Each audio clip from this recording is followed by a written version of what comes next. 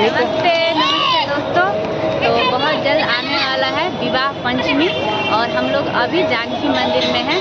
तो अभी से ही शुरू हो गया है कार्यक्रम सब विवाह पंचमी का।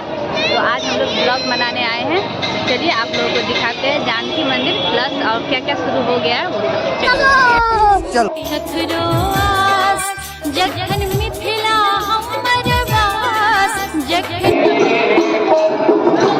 देखिए दोस्तों, यहाँ पर कार्यक्रम शुरू हो गया। तो देखिए यहाँ से हम लोग दिखा रहे हैं, वहाँ पर राम सीता बना हुआ है।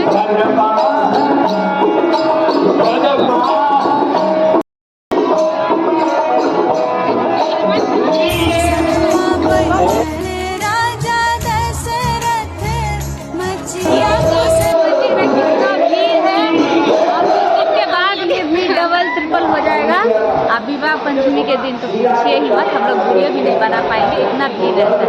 तो यहाँ का एक स्पेशल चीज़ दिखाती हूँ ताकि मैं, ये है म्यूजियम जो जानकी मंदिर के अंदर है और धरती के नीचे है और ऊपर भी है।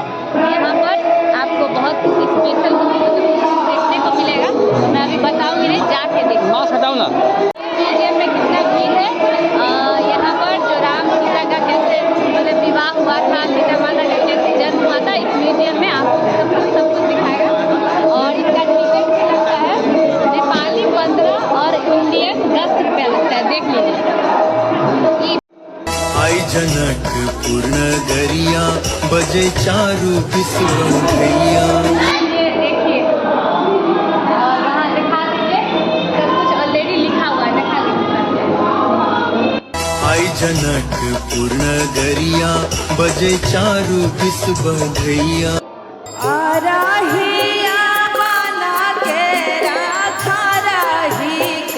जानकी मंदिर आने के बाद ये सभी मिलता है यहाँ पर, आप अगर लेना चाहे तो ले सकते हैं।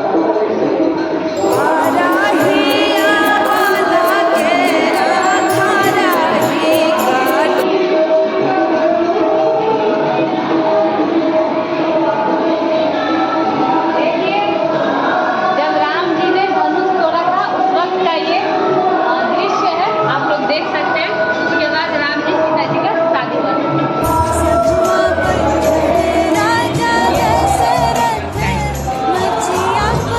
और ये लास्ट है यहाँ का ऊपर का, ये फेरे लेने वाला राम जी और सीता जी का, तो आप देख सकते हैं। फाइनली हम लोग ऊपर का म्यूजियम का सब कुछ दिखा दिए हैं और धरती के नीचे है तो वो आप लोग आके खुद देखिएगा। सब कुछ अभी दिखा देंगे तो आके कोई मतलब नया चीज़ देखने को नहीं मिलेगा। तो इसीलिए आप लोग आइएगा और विवाह पंचमी का आप लोगों में बहुत बहुत शुभकामना। आइए और विवाह पंचमी खुशी खुशी मनाइए।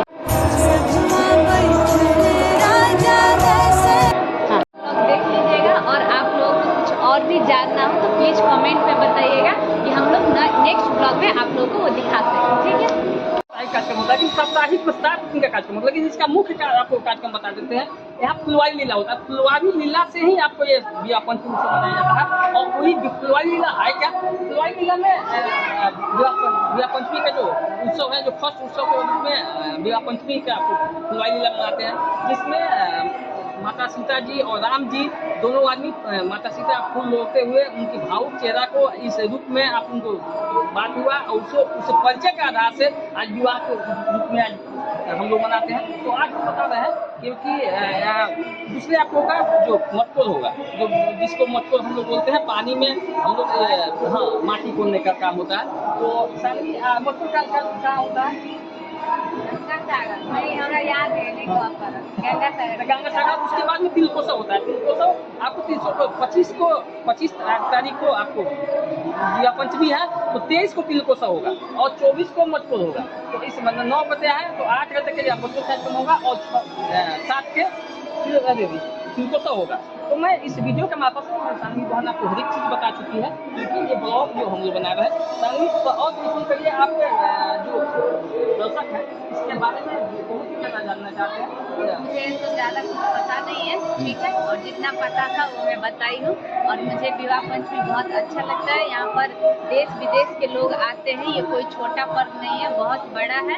तो मैं इतना ही बोलना चाहूँगी कि आप लोग आइए, मेरे बताने से उतना नहीं समझ पाइएगा, इसीलिए एक बार देखने देखने आइए। देखने के बाद आप लोगों को खुद समझ आ जाएगा कि विवाह पंचमी है क्या।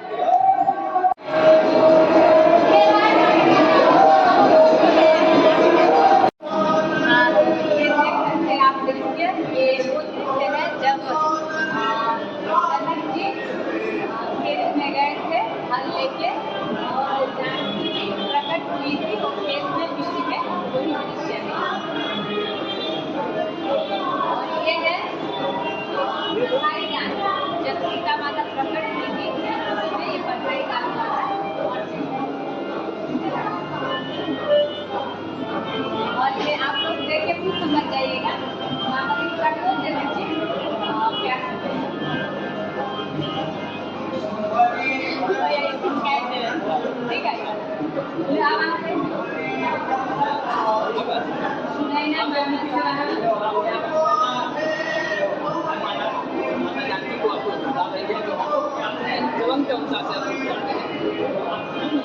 हर एक चीज़ आप बारीकी से देख चुके होंगे और मैं हर एक चीज़ इस वीडियो के माध्यम से बताऊँ क्योंकि विवाह पंचमी का उत्सव है और इस उत्सव को इतने भव्य और कम से मनाते हैं क्योंकि ये सनातन परंपरा का बहुत बड़ा उत्सव है।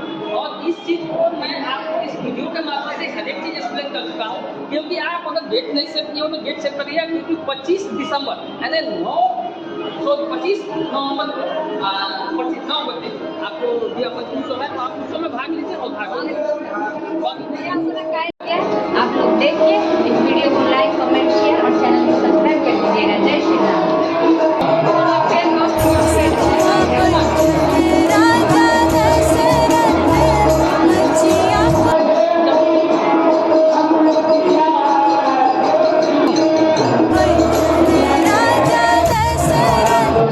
ब्लॉग देख लिए और स्पेशल बात बताना है, अगर आप लोग नेपाल आ रहे हैं, जनकपुर आ रहे हैं विवाह पंचमी में तो यहाँ सब चीज़ का व्यवस्था है और शौचालय इधर उधर खाने का शायद वहाँ वो भी मिल जाएगा, यहाँ व्यवस्था रहता है, बाकी आप अपने हिसाब से कर सकते हैं।